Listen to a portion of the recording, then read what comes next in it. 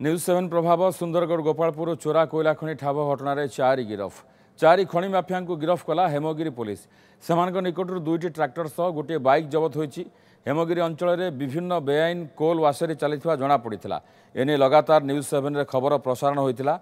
यापर हेमगिरी तेलेंडी रतनसरा जामकानी भोगरा कछार जंगल में ठाब चोरा कोयला खनि में चढ़ाऊ कर खनि विभाग 10 रु अधिक बेआईन खनि सीज करने सह कोयला जबत करथिला स्वतंत्र टीम। आमर जो आसचंती 9 जणिया सदस्य से ड्रोन रे सब सर्वे करके देखले सब पिट रो सर्वे हो सारे